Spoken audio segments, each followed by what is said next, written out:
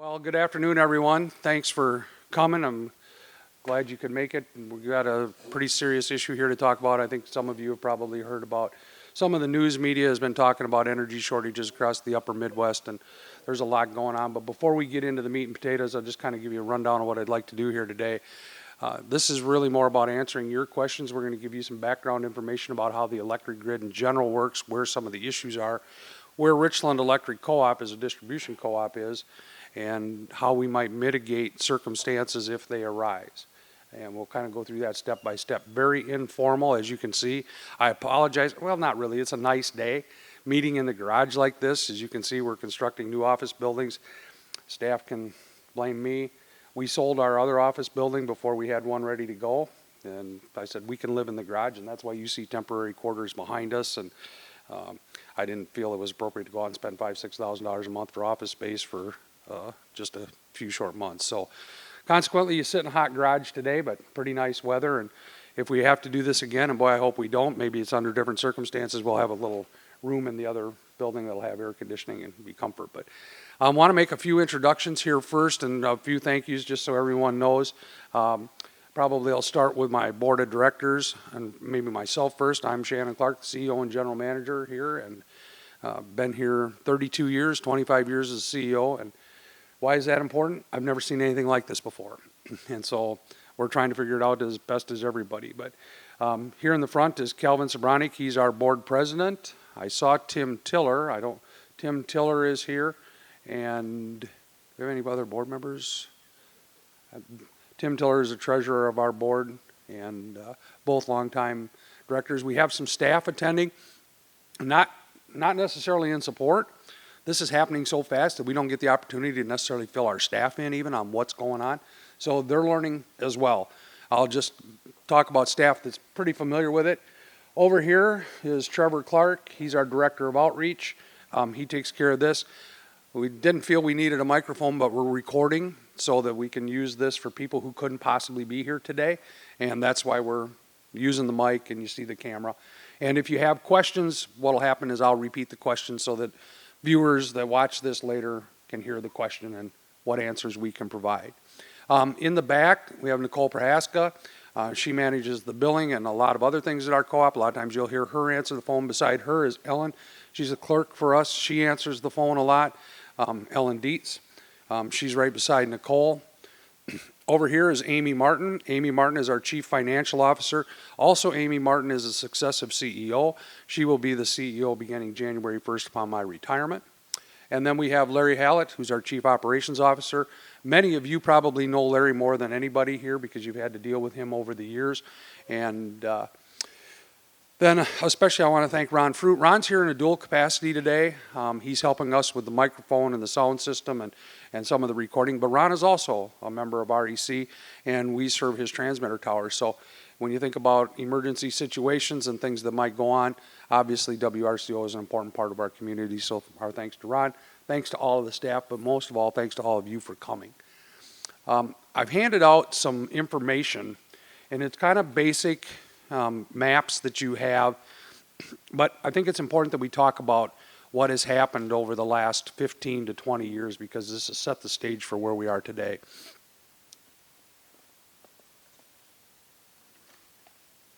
First, I'll call your attention to this map. It's basically a United States map. And if you look at where it says Mid-Continent ISO, throughout this meeting we're going to refer to that as MISO. And that's how it's commented about in the press and other areas. This is basically the bulk power system. This is the authority that balances the amount of generation from the various generating plants and the transmission system throughout that entire blue area. So as you can see, we go from the top of Manitoba all the way to the Gulf of Mexico. And it's generally broke into three regions. We are in the north region. So if you look at Wisconsin, we're in the north. That area down in around Illinois, that's called the central, and then there's the south. Of particular interest is that little bitty strip of land that's between, right in the Tennessee, Kentucky area, down back up into Illinois. So that's a very narrow strip of land that happens to be in this same balancing authority. Why is that important? I want to tell you that today at Dairyland Power, who's our power supplier, and we, and as a result through you, we're a partial owner of Dairyland Power. We represent about 1.5% on a good day. So today, Dairyland Power has plenty of generation to meet our needs. And if you go to the next map, this system right here, these are the Dairyland Power member cooperatives. And we also have contracts with a few municipals in those same areas, but these are what are called Class A members. This map also shows where we have wind and solar resources, but I used it because it kind of lays that out. So this sits within that MISO footprint. And we have enough generation today with our units running to meet all of the load of these members. That's what we planned for, and that's the way we built our system. You don't want to overbuild it too much. We maybe are a little long on capacity right now, but you don't want to be short. So embedded in the rates you pay are investments in power plants and transmission within that area, with the idea that our load and capability match. And you'll hear that a lot, load and capability. Capability is our ability to serve you, and you are the load that we're trying to serve. So we try and match those as close as we can. Now obviously we have to do that on a varying basis every day. Today, the load is moderate. We can ramp power plants up and down to meet the load. Generation has to match load. If it doesn't, frequency gets off and will cause the units to trip. We don't have a way to store energy. So we're trying to get 60 cycle electricity to our members all the time. And if we get a little high, then we'll actually slow units down. So if units don't have enough generating capacity, frequency will drop. If units have too much generating capacity, frequency will increase. So we always have to match those together. So it sounds good, right? We've got enough load to meet your needs. The problem is that if you go back into that MISO map, into that first one, there are utilities throughout the upper Midwest that don't have enough generating capacity to meet their needs, so they ultimately rely on others. And those don't have to be Dairyland. They can be merchant plants that are in the business of buying and selling. They can be peaking plants. There are a variety of sources that are able to meet that over time. And as we try and balance all of this, we have to remember that we're all interconnected. So it doesn't matter if it's Excel, it doesn't matter if it's Alliant, it doesn't matter if it's Dairyland Power, it doesn't matter if it's a municipal utility or a cooperative utility. We all work to keep the grid up together because there's no way to separate ourselves. We can't island ourselves and say we want to be in this little isolated world, nor would we want to be. Because when we have a unit trip or a unit go offline or a transmission system go offline, we ask the neighbors for help. So we ask them for help, they ask us for help, works pretty good most of the time. The problem is that all you have to have is a lack of transmission capacity or a lack of generation. Get enough of those problems together and you can find yourself with a shortfall. So on the news, what you've heard, and it's generated by this report, which is the 2022 Summer Reliability Assessment from the North American Electric Reliability Council. These are people, policymakers, as well as engineers that are looking at what do we have for resources available and what's going to be the load. There's a lot of predictions in here. For example, we've heard about the California wildfires. And you might think, well, we're not in wildfire country. Manitoba's in wildfire country. And wildfires in Manitoba can affect the resources here. Temperature differences, a unit trips offline, severe storms. There's a whole host of problems that threaten the electric grid all of the time. We mitigate those by having backup plans and contingency plans. In fact, so much so that we have, generally speaking, if the load is expected to be, we'll just say, if you look at the next page, I'm going to make sure it's that. If you look at the next page, yeah. Today there's 77,000. This was just before noon. I pulled this. This is real-time data. There's a total of 77,000 megawatts of energy being generated and used right now in the MISO footprint. How's that scale to Richland? We are 10. So you see how big a player we are in this whole thing. We are a 10 megawatt system. The system is using 77,300 megawatts, and that was before noon. By now, it's probably increased. Don't get hit by that. We had a bird go by Trevor there and about took his head off. So with 10 megawatts, we're not a very big player. Does that mean we're not influential? No. When you couple the Dairyland system together and the way we work with Dairyland, we do have the ability to have some influence and all that. But load is load. People turn their power on and they expect to have it. And it grows the hotter it gets and the more extended it gets. So daily we see loads go from maybe 54,000 megawatt hours at 7 o'clock in the morning to 77 at 10 to 90 at 2 o'clock in the afternoon, and then they start to drop off. So we get that ramp in the day. But that ramp changes the more days of heat you have. And how many of you know, you've talked to people that say, well, it hasn't gotten hot enough for me to turn my air conditioner on yet. Day 2, they say, well, I'm thinking about turning my air conditioner on. Day 3 of sweltering heat, they've turned their air conditioner on, as have all their neighbors. And if you're in the farm economy, you know, that's when water and ventilation really comes into play because you're adding all of the time. Well, as that load goes up by the day, we have resources running to match that, as I mentioned, but generally speaking, we have 15% in what's called spinning reserves. That means that if we have expected 50,000 megawatts of load for the next day, we're going to have 15% more than that, and that's going to be steel shafts that are just turning, but they're not generating. But you can bring them up just like that.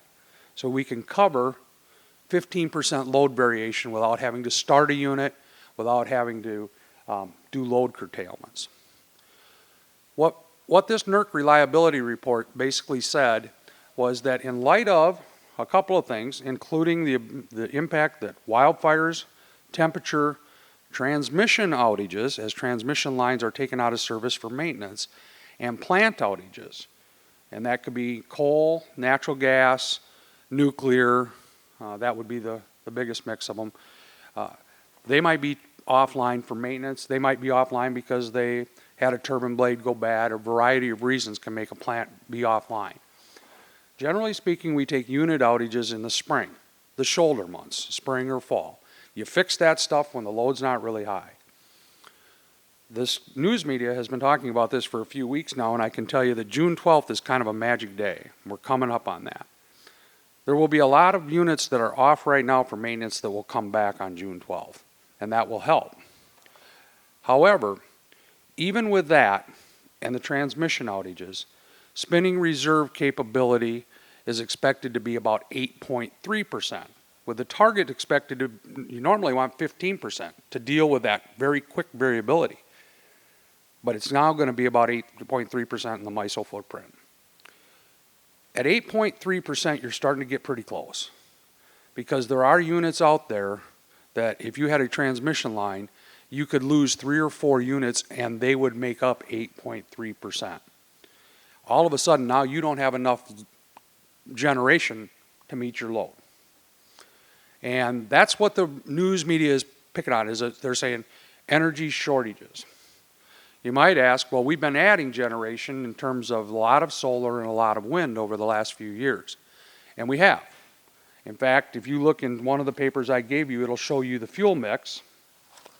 It's the same one that's got the 77. You can see what it was today. And I apologize, I may not have put that in there. I'll tell you what it is because I know it off the top of my head. Right now, about 25, 26, 24, kind of depends on the day, of the generation is coming from renewables. Of that, the majority of it is wind, but there is a fair amount of solar. So solar is an interesting piece when it comes to utility scale. And it can be as distributed generation as member-owned solar as well if you aggregate that. Quite frankly, right now, distributed generation solar, which some of you have locally on your own facilities, it's minuscule in the big picture. It probably helps you, maybe helps Richland Electric a little bit, But in the MISO picture, it's not enough to move the needle. But utility scale solar, like we have it at Ash Ridge, like Dairyland has throughout those spots where you saw the little sunshine on the Dairyland map, those start to make a dent. So the good news is that generally when solar is not available, load's not very high because you don't have all the sun. The heat from the sun that helps with the solar is also what helps create load, right? It's hot days and air conditioning and some industrial applications particularly. So solar, I'm going to say, just doesn't really, at this point, make much of a dent. And consequently, it can't really help us because we can't count on it. So that's why we have those spinning reserves. We just don't know. A cloud comes over and you can lose a lot. Wind is the same way. And if you go back a few years, Texas had rolling blackouts. Not the last time. I'll talk about that briefly. A few years ago, Texas had to have a series of rolling blackouts. They lost all of their wind in 10 minutes. And I'm not talking about turbine failures. I'm talking about the wind just stopped blowing. And they lost almost 150 megawatts, which is equivalent to a typical power plant, in 10 minutes. And the utility system has to react to that. So natural gas units came back up because the wind dropped down. But they did that because they had 15% spinning reserve. They could cover that. Remember, I said we're going to be at 8.3. A little bit of an alarm for me. I'm not quite ready to say the sky is falling, but I think it's important that you realize what can happen. So I guess the message is that we brought you here today, one, to set the record straight on what's really happening in the market, particularly the MISO market, but also to tell you that if this happens, if these shortages occur, we have to curtail. We have to bring, if you can't put on any more generation, the only thing you can do is reduce load. It's kind of, I think most of us here are in the business of somehow making money. Most of you are here because you have a business or a farm that you want to make money. What happens? If the revenue goes down, the only way to make the bottom line stay the same is to take the cost exposure down. And likewise, if the costs go up as much as we'd like, we need to have the revenue come up. We don't have control over that. Same thing's true with this system in terms of electricity. You just can't, you got to match the two. If you don't make that happen, you don't make money. If we don't make that happen, you're in the dark and then you really don't make money. So I want to set that part straight. I want to tell you about what we can do and how it would happen. And then I'm going to call on Larry to come up and tell you if we get in a worst case scenario, which will be the last one I'll describe, how that would happen. And maybe set your mind a little bit at ease. And then also talk about how you mitigate that. So we have what MISO looks at this all the time. I can go in the computer in there and I can show you. I printed one more thing that's a nationwide map and you'll see some numbers on it. It's called the LMP contour map. So MISO tries to get load and capability to match through a price signal. So if load is really high and generation is really low, the first thing that happens is MISO, you see prices go up. Now when you see, let's take that Minnesota hub, which is typically about 15% below our DPC hub, it says $86.20. That's $86.20 per megawatt hour. That's 8.6 cents a kilowatt hour. Now most of you are not, for your energy piece, are not much more than that, 10 to 12, and that funds our operations here. Today at the DPC node, it's about $120 a megawatt hour. So here's my situation. We're paying 12 cents wholesale. We haven't even got it to our substation yet.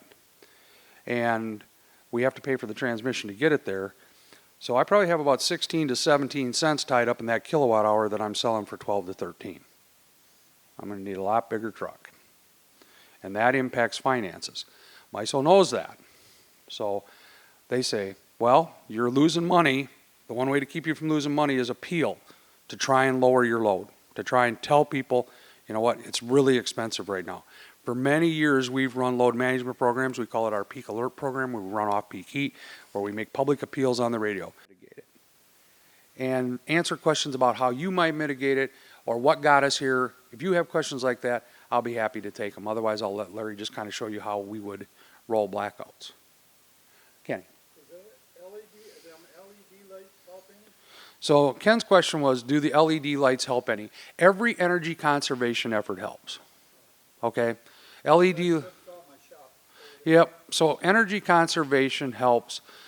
It can't help at the scale that we're at right now.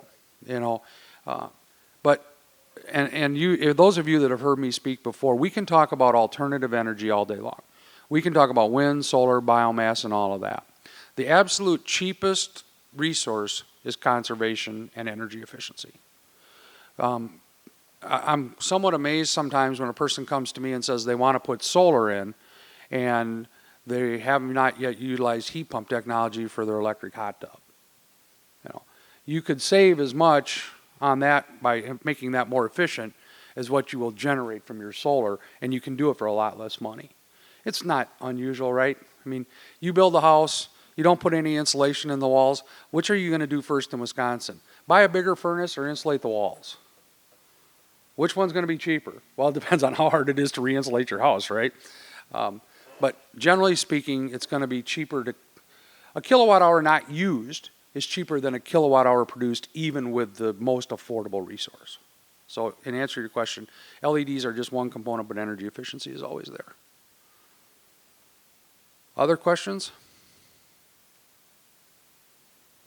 Okay, Larry, I'll give it to you.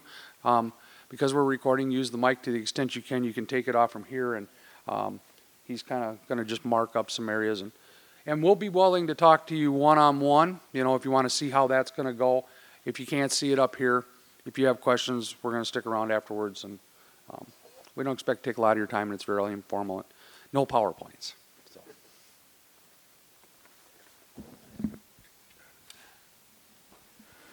Okay, I apologize for having this huge map up here, and I know you all can see it. So I'll start out here with a couple of things just to kind of show you where we're going to be discussing our substation areas.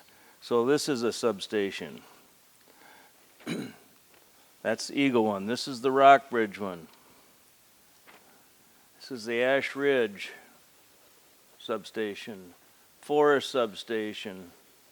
Dan, for you, that's the one your S&S is fed out of. And here's the Boaz substation. So as you can see, they're kind of spaced out in areas kind of around our system. Our system actually is a lot of Richland County, parts of Sauk, parts of Vernon, parts of Crawford, a very little bit of that. So those are the areas we're talking about.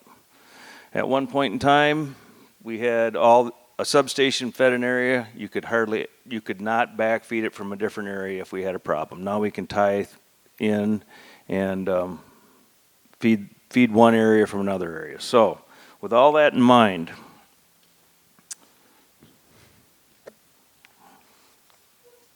Ron was telling me how I had to keep this mic right next to my face, and I don't think I'm doing that very well.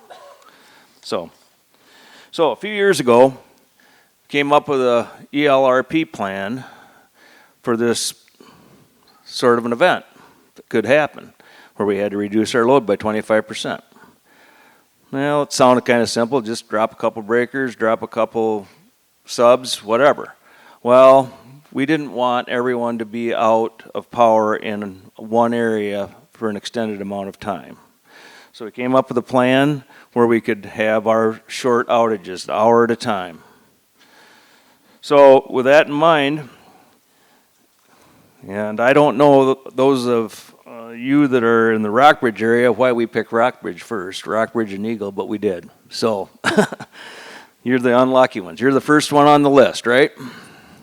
And we had to figure these out so we were dropping 25% of the load, our load, at any given time. So our first one we're going to do, if we get called upon to do this, is Rockbridge. And we're going to take out an area, this isn't going to be the specific area, it's just going to be a general area of it. We're going to be taking out an area around in here. A little bigger, it's going to be bigger than that, but it's going to be the Rockbridge East and West circuits, which means the crew that's out there simply goes out there, opens up those 2 circuits.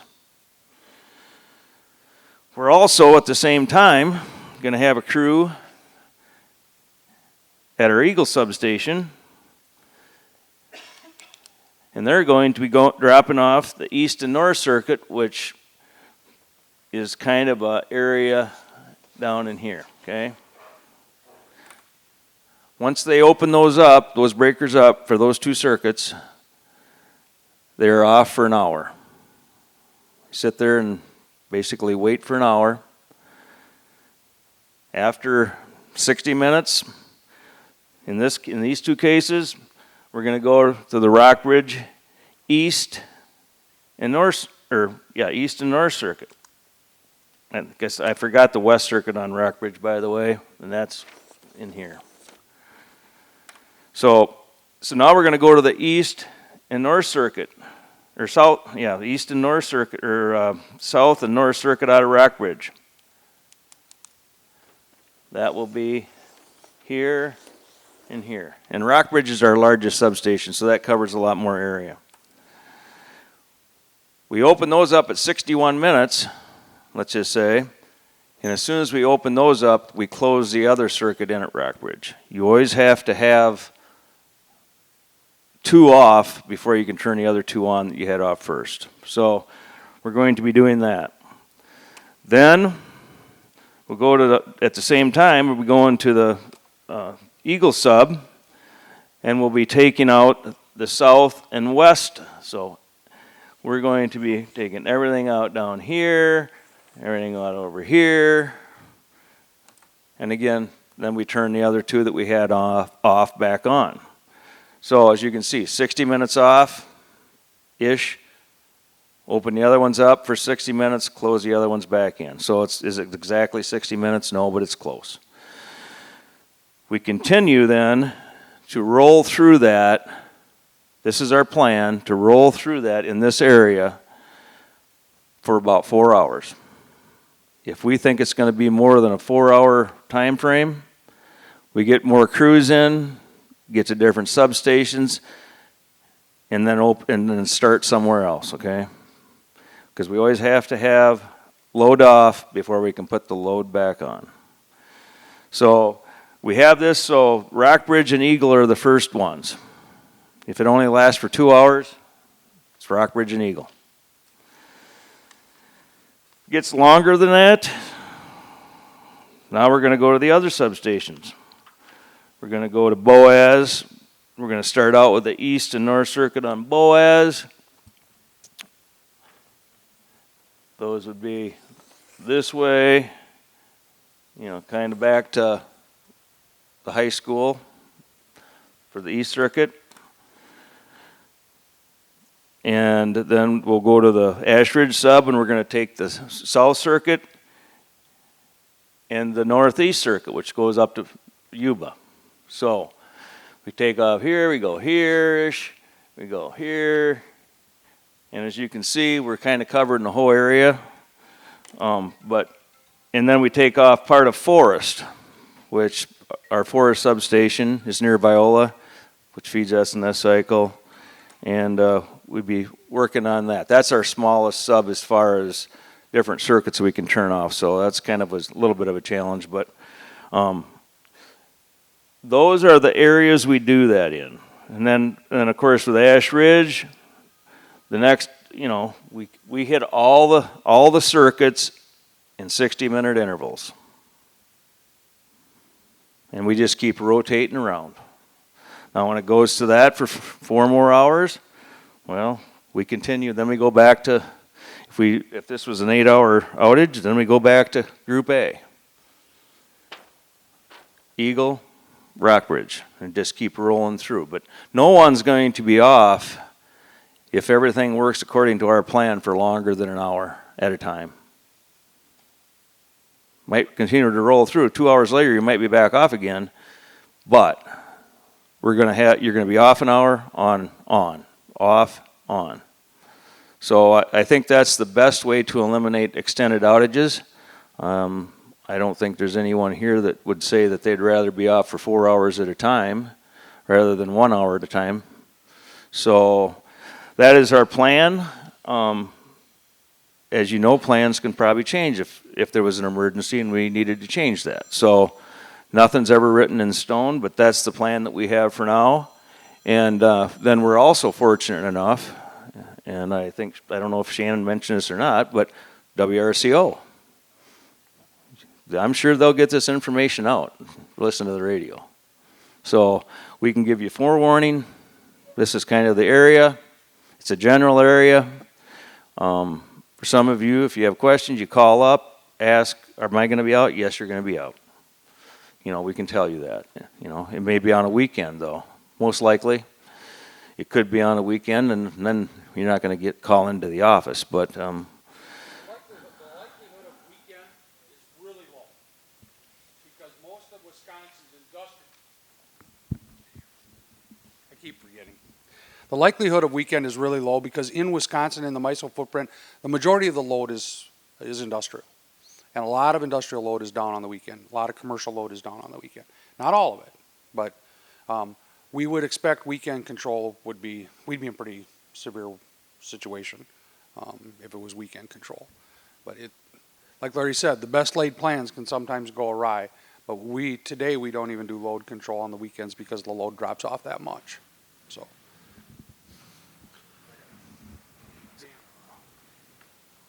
How far in advance are you giving people that own businesses a call, say, hey, we're going to shut you down, or is it just automatically happen?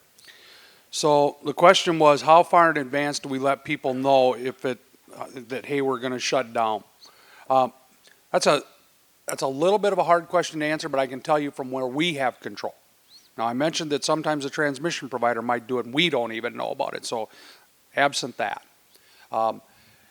If we get to go through, we get a MISO level 5 emergency, you'll hear our appeals and we will start calling.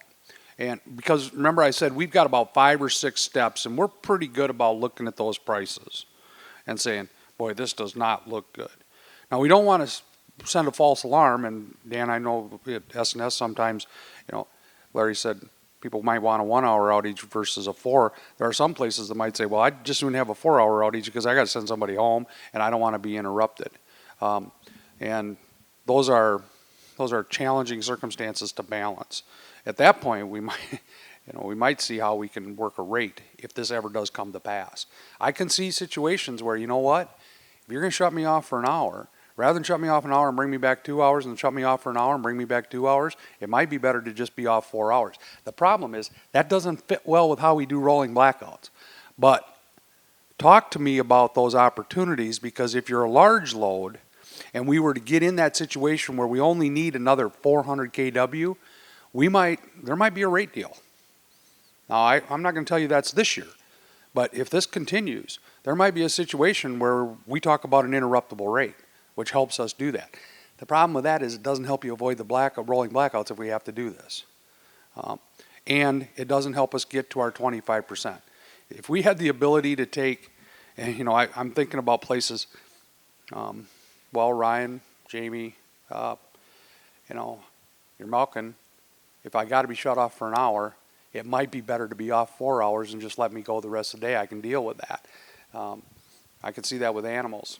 But on the same token, I can see it where if you're watering and it's a limited water capacity, 4 hours might be stretching it, and ventilation for dairy or for poultry might be stretching it.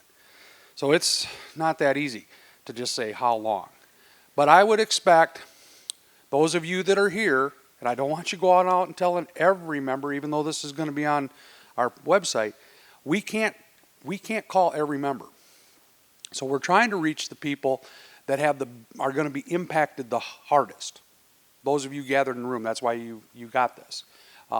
We will continue to do public outreach to our members, but I can't do 3,600 meetings. And so it's a little bit of a wild card, Dan, but I would say we would probably be making some calls maybe that morning saying this could happen with no guarantees, just to kind of give you a heads up based on what the market conditions are. Ron has been great. You know, Ron and I have been doing stuff for a long time. We put some ads out on there. I think there's some talk about having we have what's called the Everbridge system. There's some talk about being able to add things to Everbridge where that would be an automatic call. Any of you that have that know how nice that is. That phone rings every 10 minutes until you hit the acknowledge button. But you get Everbridge, don't you, Ron? And if you don't acknowledge that, they just call you back. So that's a lot of talk for not a really good answer, and I understand that. And Larry mentioned the 1 hour and 4 hour thing. Yeah, it's hard to get that figured out. Yeah, sort of elaborate a little bit on that. It sounds like a simple plan, but it took a long time to kind of figure out what load we can drop to get that 25%. Hence, take this circuit and this sub and put these together. And so, that all kind of fits together. And you all know once you start changing things, how bad things can go if you aren't planning ahead. Forgot about something. So. Yeah, so we're good at forgetting things. I forgot something here too after I spit on your mic. We talked about 1 and 4. Larry talked about that. That's not a likely scenario. Okay, there's 2 things that when Larry was talking about. Remember, we had 2 circuits off here. Then we have 2 circuits off here. Then we go back and we turn 2 circuits off and turn 2 on. Turn 2 circuits off and turn on 2 more here.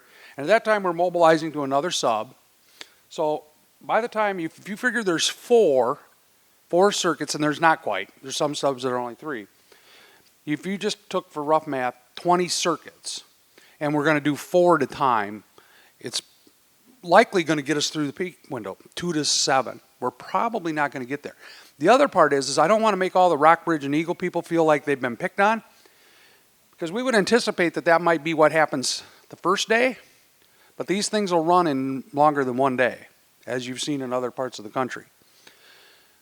If we get this far and the Rockbridge and Eagle people got nailed and nobody else did, we don't start here the next day. We start at the next person in the hopper. So it's equal opportunity pain. And we would then move to this one. So we keep track where we stop and then we start at that next circuit.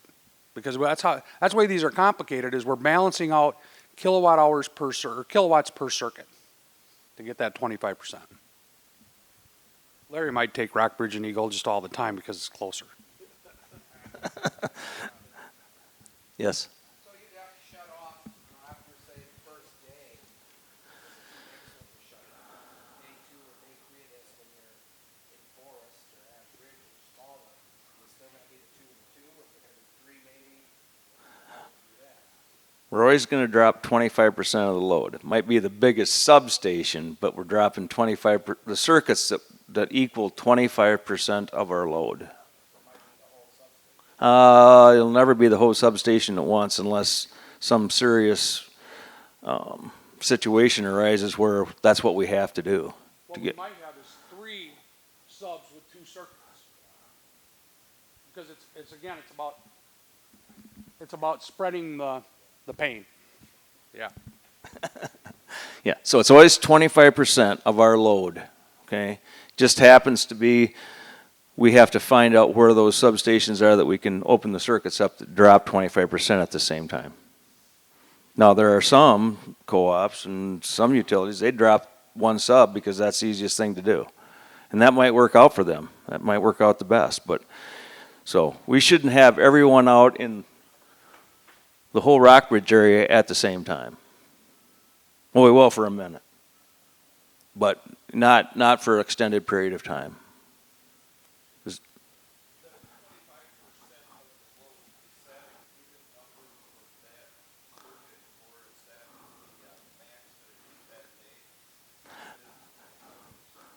Well, when we, yeah. Peak KW on average. Yeah, if something's changed since I came up with these numbers, then guess what? That changed, but it's pretty close. And we actually practice this with Darylin. Simple, and it is. when you're just kind of practicing, and we don't really go out and open them up, as you noticed. So we practiced it this spring, went through that. So everybody, all the line crew knows, okay, this is what we do. So there isn't a big surprise when they get out there. So I might say that I never would have thought this probably would happen under this circumstance, and I don't know if any of us did when we made this plan. But it was made for this very reason. So I guess if we have to use it, we have a plan, and we'll make it as good for everybody as we can. But we'll also let you know as soon as we can, as Shannon said too.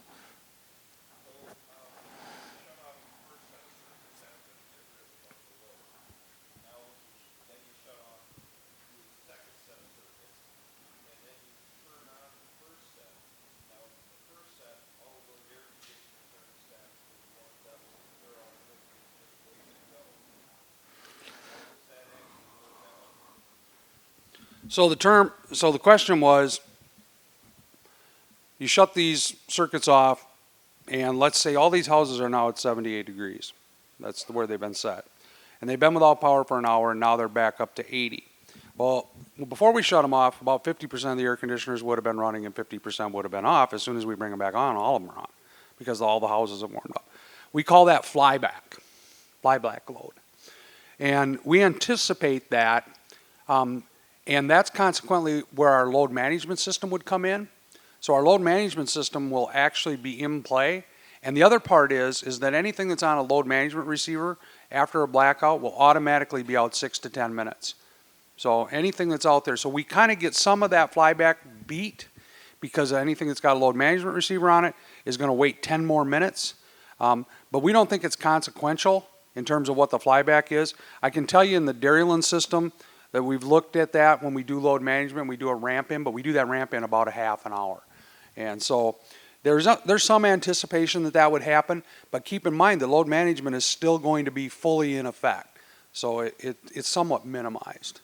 But it's a real point, is that all of a sudden, every dairy bulk tank, all of those devices that wouldn't have been on at the exact same moment in time, when we bring them back on, they are going to all be on at the exact same moment in time. And we call that flyback load, and it can actually create a secondary peak. But even in the worst scenarios, the secondary peak is never as bad as the original peak. And we've got that historically. We know that historically. Are there cooperatives, would they be doing similar, not that they have to follow your plan, but similar type of mitigation? Yes.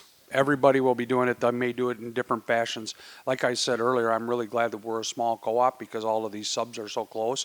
But if it's 65 miles to a substation, because you do that, some of those would be remote switch, but they don't have any choice. They've got to send a crew out there and drop the whole sub, because now they've got to get en route to another one. And so, but yes. And I will tell you some of the reason that this meeting was put together.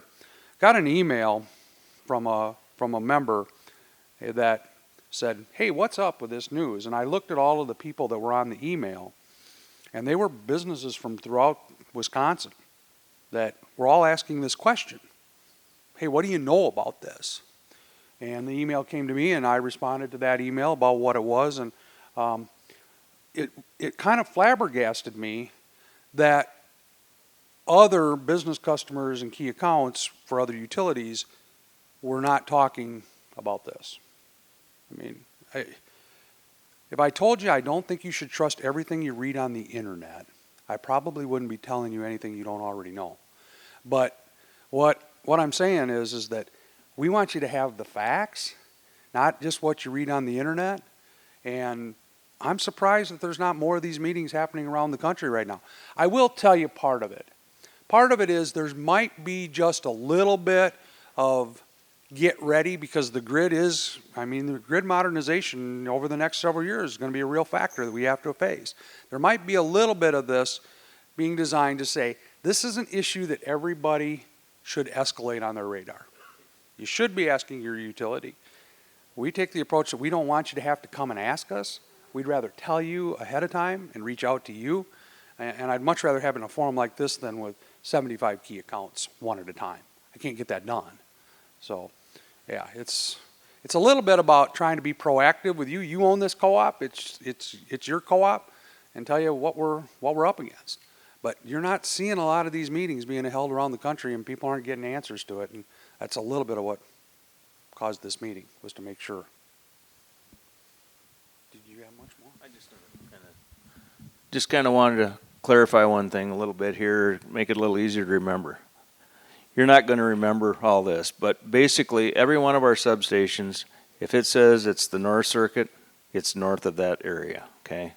North or west or kind of that area. So just keep that in mind. South, and so you'll say, hey, I know I'm fed out of the Ash Ridge substation, and it's the Northeast Circuit. Hey, that's going over towards Yuba. Okay, you know that it's that area. Without sitting there drawing lines everywhere and around certain lines, you wouldn't be able to see it. But if you have a specific question, we can or make a phone call. We can tell you if you'll be out or not on those. But you got to remember, this is happening fast, probably. So, but that's our area. That's our plan, and hopefully we don't have to use it. Are there any other questions? If not, I'll hand this back to Shannon. So I've been asked quite a few times, what's the possibility and what's the probability of what we're really facing here today? I told you that we're going to be down in a normal situation to 8.3% spending reserves when we wanted 15. That's kind of what the predictions are. That's pretty tight, right? That's like when you drive to town and it's 25 miles to town and the distance to empty on your car says 27. Are you going to make it or not? And at that point, you might want to be thinking about what you're going to do if you don't. That's kind of where we're at, right? We're looking at, right now, they're saying, it's 100 miles. We got to make a 100-mile journey, and we've got 108 miles in gas. Do you trust the technology? And then if we have major storms, Manitoba has major wildfires, transmission line falls down, a unit trips offline, that's risky. And there's a whole lot of pieces moving here, and there's a whole lot of people doing a lot of things about it. That's why June 12th gets here without a really scorcher. That's going to help us, I think. So answering the probability question that's on something that's going to go on the internet when Trevor gets done, not a chance, folks. Not doing that. I am going to tell you, just exactly what that NERC report says and tell you how we operate. And I'm going to prepare you for the worst, but I really don't think we're going there this year. Personally, I just don't think we're going to get there. I do think public appeals will help, but I will tell you this. You need to stay engaged in energy policymaking because there is a lot going on in terms of how we're going to transform this energy grid. And there's a lot of people that really don't believe that we should be using as much energy as we are. The other part that's probably just as traumatic is last year at this time, natural gas was fueling power plants at $3 per million BTU. Today, that natural gas price ticked over $9. That's going to impact prices. There's no way around it. But I don't think I'm telling you anything because you probably all drove here on nearly $5 gas or nearly $6 diesel. And you know what it's doing. The unfortunate part for all of us, we're in a little different situation. Rates are made to keep the co-op whole, but I do understand where all of you are at. You can't always raise your prices to cover the cost. I get it. I know exactly what I feel your pain. But energy policy is going to continue to be an important part of our economy, and consequently, you need to stay abreast of it and say, how are we going to continue to have safe, reliable, and cost-competitive energy? And that's our goal, safe and reliable. Calvin will remember when I told the board 25 years ago, the only thing worse than having to raise rates is having to raise rates and have poor service. If you can provide good service at a competitive price, most people will recognize that value. But if you have high price service or high price electricity and you can't keep the lights on, that is no recipe for success for the co-op. Consequently, we've spent a lot of money on tree clearing, we've spent a lot of money on upgrades, we've kept our rates competitive. They're higher than you can buy at other places. Now I think we're going to find out that sometimes small investments in the future pay off in the long run. And we just need to continue to do that in terms of energy policy. We need to continue to invest in our energy infrastructure, and that means all of the above. That means that you're not going to see coal power plants. That's a thing of the past. You're going to see more solar, you're going to see more wind, you're probably going to see some nuclear, and you're going to see quite a bit of natural gas. But we can't make this all happen in 5 years. We have to continue to work towards reliability, because otherwise it'll be very expensive and you won't be able to get it. So, your questions, any more? Feel free to speak up. Tell me what you're thinking. What are you thinking about yourselves, Mark? So you're saying this will be an 8.3% on a daily basis from now? Probably on, yeah, there's a couple of things happening. So for example, Dairyland is building a new power plant up in, we're trying to get it done, NTEC, and the Nemadji Trail Energy Center. While that helps Dairyland, that also helps the grid as other plants are getting brought online. One of the things that's happening is now we're starting to see some actual orders of saying you can't close. So, and I really thought, most of you know that Dairyland closed the Genoa 3 power plant, coal-fired power plant. And I've had that question from others. I'm surprised it hasn't raised, so I'm going to ask myself, why did you close G3? Well, G3 right now, as a coal-fired power plant, there's a couple of reasons. One is it couldn't be run in the market, in the money. It's only valuable when it's really expensive.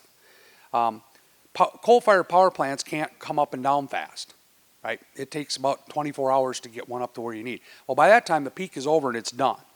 The other part is that the transmission system that connects the upper Midwest, that node is very transmission congested. So there were times when Dairyland could have economically run, and we could have sold the power at the station at a very cost-effective price. But the cost of the transmission system to get it out to the grid made it cost prohibitive. So it's kind of like, well, I'll rent you my car for $1 a day, but the toll bridge out here is $350. So it doesn't make sense to do that, and that's kind of what was happening with G3. And we've had a lot of pressure on carbon. So it worked out. We bought RockGen Energy down in Cambridge as a kind of a backup. It's a 500 megawatt natural gas combustion turbine. That's helping. We're using that. That unit probably would have shut off. It's a 20-year plant. We bought it for a fair price, and we were at Dairyland's annual meeting yesterday, and the CEO of Dairyland, Brent Ridge, said they didn't expect RockGen to run at all in May, and it's ran over 25 times because of the constrained market. So the answer to this is going to be an all of the above strategy as it relates to energy for a number of years to come.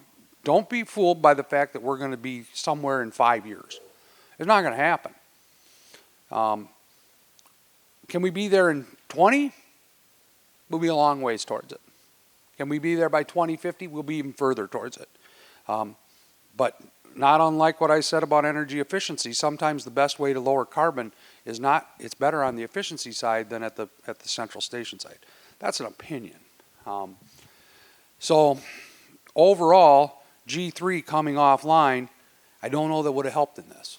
And you do have other stations where it's like that. Transmission capacity is constrained. There is not enough transmission capacity right now to meet the needs of our region where because we could bring in wind from the areas across transmission systems that would help us. But today we can't do that because we don't have enough transmission capacity. And you've got a lot of opposition to new transmission. You've got a lot of opposition to new plants. And gas plants in particular, because they're still carbon emitting. They're 50% of coal, but they're still carbon emitting, and this idea that we're not going to emit carbon with anything new, we've got to have a technology improvement before that happens. We can help, but it's not the end all to be all. John? So where is that late nuclear? Isn't that what they're listening? I mean, I say fuel, but isn't that the answer to carbon? Well, it's I'll quote Brent Ridge, and he and I talked about this before he said it, so I can kind of claim a little credit. You cannot be against carbon emission from power plants and be anti-nuclear. You can't be both. Because the only path forward for renewables is a carbon-free base load that you can call on all the time, and the only one that's going to do that is nuclear. The only one. And I can tell you that Dairyland has entered into a memorandum of understanding with NewScale, and they're going to produce, you know, I always hesitate to predict the future, but those are small modular reactors, SMRs, and these are reactors that you put together. Dairyland won't do it alone, nukes are expensive, but it's not your grandfather's Oldsmobile. These small modular reactors are much different. They don't rely on pressurized water, which has been the biggest problem with nukes overall, is that when the pumps fail, they overheat. So you have to rely on a cooling system that doesn't rely on anything except Mother Nature's gravity. And the small modular reactors do that. And they're fairly excitable, and they would be produced like a car, right? They're built in a plant, they're shipped, they're stood up on the ground, and they're fired up, as opposed to building them on site where you have to do all of the stuff, build them one bolt at a time, which is what causes the cost overruns in nuclear. But we're at best 10 years away. At best. I'd say 15 before you can have substantial nukes. Now, what I will say is that there have been a lot of questions about why do we pay a nuclear power plant a premium? Why has the government come out and said, we will make sure that you get extra money to keep your nuclear power plant running? And people say, why are they getting that subsidy? Because in the market, when it's not a peak day, they're not in the money. They don't run, they're not free, but they're not in the money. And so investors say, I can't afford to run this for one day a year. And so some of them are getting subsidized, particularly out in the Northeast. And why are they getting subsidized? To get us through until we have a different energy economy. And that likely includes new nukes. So yeah, there's a lot of political, there's a lot of safety, environmental questions about nukes. Some of it sensationalized, some of it real. And I do not see a path forward to a carbon-free future without nukes. And that's, if you heard the morning show this morning, we talked about EVs. And if you're going to have, if we could adopt nukes today, carbon-free, if they were right there and available, now an EV starts to make some sense because it is truly carbon-free. An EV today, as I mentioned on the radio today, when you charge an electric vehicle today, 74% of that in our area is coming from fossil fuels. So you didn't really emit less carbon, you just emitted it back at the power plant. But if you don't have carbon emitted back at the power plant and you use it here, that is carbon free. But big roads. So I say, got to keep up on energy policy. I run some risk here because we try and meet the needs of all of our members. And I've said before, we can't please every member, but that doesn't mean we shouldn't try. And consequently, you know, we have members that are absolutely opposed to nukes and they would like to smack me along one side of the head.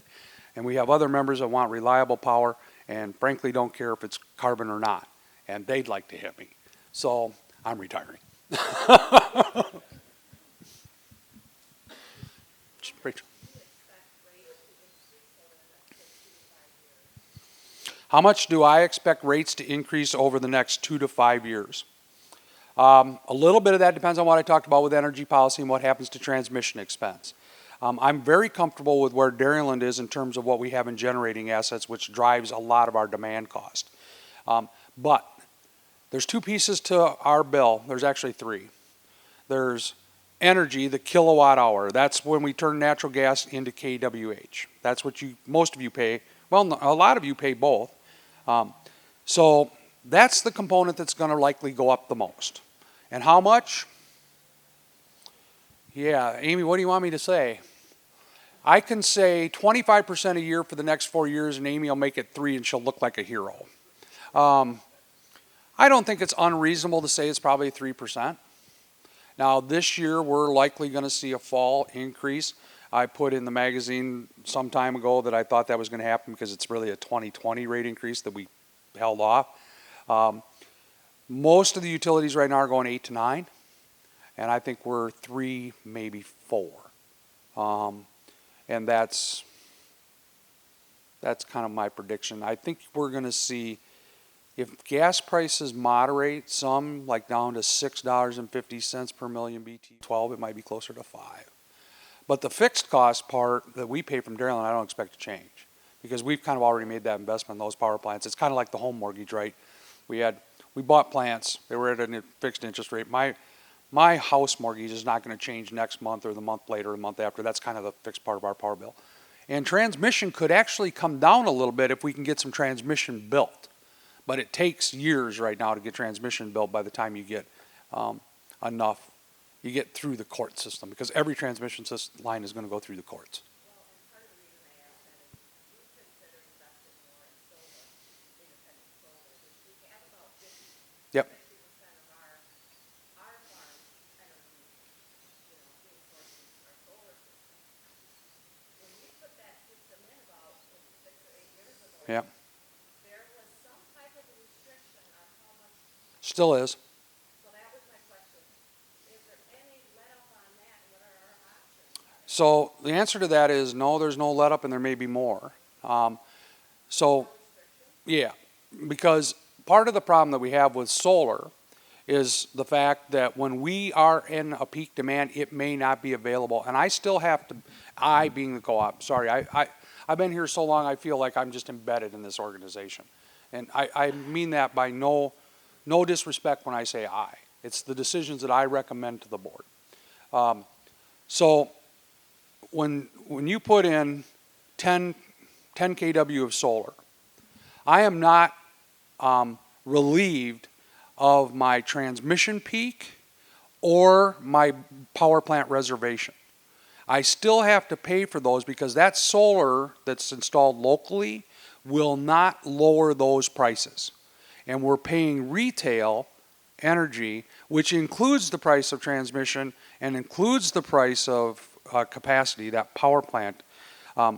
When we pay 13 cents or 14 cents a kilowatt hour back to a member who's installed solar, that's full retail rate. And that's the limitation, the 20 kW that you're talking about. We say, beyond that, we have to talk about what you're really producing, which is energy. I can't call on solar to create a new power plant. I have to buy that power plant as if that solar doesn't even exist. And I have to pay for that transmission peak because it can occur anytime, day or night. 12 times a year I get looked at for that. And so it could be a cloudy day of the year. And a lot of times the transmission peak has nothing to do with what the weather's like here. So there's no mitigation for the overall grid, because it's not mitigation. That's all it is. And it's only energy. Because and like I said, you could be producing all of the energy today. Today might be a perfect example. It's nice out there. It's a pretty good solar day. You know, it's in the 70s. They don't produce well when they get too hot, and it's not winter. Pretty good solar day. But yet energy prices on that grid at 11 were nearing $100. That's a good thing. That's when you're helping us. The problem is when that demand price, that power plant cost comes through, and I mentioned earlier it was about 100, and today it's 232. Solar doesn't help with that. I still pay that 232. And unfortunately, in net metering, I not only pay that 232 to have that power plant in reservation, but I also pay it back in net metered solar. So that's why we limit our risk at 20 kW. You can have more than that. It's just that we're going to pay you the avoided cost of energy. What was the energy that we paid? And we average that. So you could say, well, Shannon, I've got solar, and you just told me it's $100 a megawatt, 10 cents a kilowatt hour right now. Why don't you pay me 10 cents a kilowatt hour instead of 4? Because our avoided cost is about 4? Because I have to average that throughout the year. And in December, I can buy energy. 2 years ago, you could actually be paid to take energy. Because there were coal-fired power plants that were running that couldn't be shut off, prohibited to be shut off by MISO, and you have to get rid of that energy. You can't, it's got to go into the grid. So you pay somebody else to shut down, so you got room for your coal-fired unit. That help, Rachel? Great question. So does the co-op have any plans in the future for solar or wind? So we have an all requirements contract with Dairyland for 95%, or for, basically 95%. We have complete demand avoidance, that $232 I just mentioned. for up to 250 kW. We've presently got 100 installed, so we're looking at possibly another 100, but we haven't used all we've got. It's improved here lately. We've had some more inquiries, but we're really, so my cost on a small scale utility, even up at what we did up at Ash Ridge, Dairyland can beat that by about half if they install it in a larger scale. Solar is no different than anything else. Scale matters. Scale matters. And if I can be a 2% partner in a project that's 100 times bigger than I need, I'll take that. And then it's secured. But I'm going to also say we have some ideas and some sites that we're looking at, because I wouldn't mind filling out my other 250 kW and then the co-op will just take it. But I would want to do it as part of a microgrid, so that, because right now with solar, if we drop offline, the majority of solar drops offline at the home too, until we get solar that can interconnect in such a way that it can run as an island. Yeah. How much electricity do you actually use to, like, I'm on the end of the line, how much does it take for you to lose through the line of good transmission compared to what I can produce on the end of the line that maybe feed my neighbor? 5.5%, and it's mostly the transformer. It's not so much the distance. The efficiency losses are in the transformers, whether it be at substations or whether it be at the local transformer. Now, we have done life cycle cost analysis on transformers as long as I've been here, and before, when Dennis Schoborough was here before me, and Dennis was the operations manager. So from 1976 on, we've done life cycle analysis on transformers to get the most efficient design. That's taken about 2% of our line loss out, so we're not losing a lot of that. So when you say, if I put it on a distributed generation, create this microgrid, how much of that loss do I avoid? And unless you increase the efficiency of the transformer or feed it at a low voltage, so if it's really close, it could be a 240 volt line that could go to your neighbor, but chances are you're going to have to raise the voltage. You're going to have to transform it to raise the voltage to get the distance, and then you're going to have to transform it back down to make it household level voltage, and you're going to suffer the same effects we are. Distance is not as big a factor as the transforming equipment. So, like, if I was to put solar on my house, that's only say X amount of dollars per kilowatt. Really, it's running my house. By the time it got to my neighbor, it was used up pretty much in the transformer. No, 5 to 6% of it would. It would be equivalent to ours, though, what we have, is what I'm saying. No, it would still be a generation source, and it would still have value. And it's got at least avoided cost value, and today, as part of encouragement, and this won't last forever, because nobody can take a product that they buy and put all of their overheads on and deliver it to the consumer there, and then the consumer can turn around and sell it back for the same amount of money. That doesn't build anything. That won't work in a long-term economic proposal. But it can help stabilize, and it can incorporate into future technologies such as microgrids. So if we had microgrid right now, even if Richland Electric Co-op was a microgrid, we might be a pretty good, I think there's a lot to happen before it's here, but it could be a situation that we would be a microgrid, and by a microgrid, I mean that means there's generation locally enough to serve Richland County ourselves. And then we're still tied into the larger grid so that if we have a problem, we can rely on that, but we can island. Lots of technology, particularly because microgrids rely on distributed resources. So I have to know what your solar is doing, I have to know what Mark's solar is doing, I have to know what Dean's hydro is doing, I've got to know what Dairyland's doing, and I've got to be able to control what your output is to match load and capability, which, guess what, we've just come back 100 or 360 degrees where we started. Load and capability also often have to match. Doesn't matter if it's a large grid or a microgrid.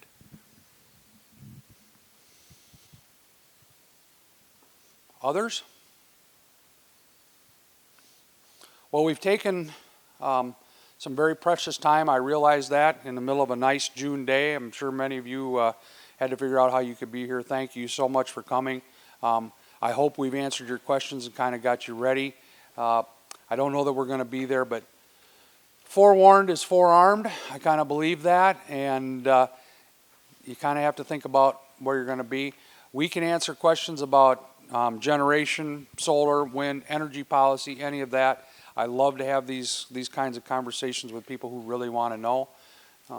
And thank you all for coming. We really appreciate it.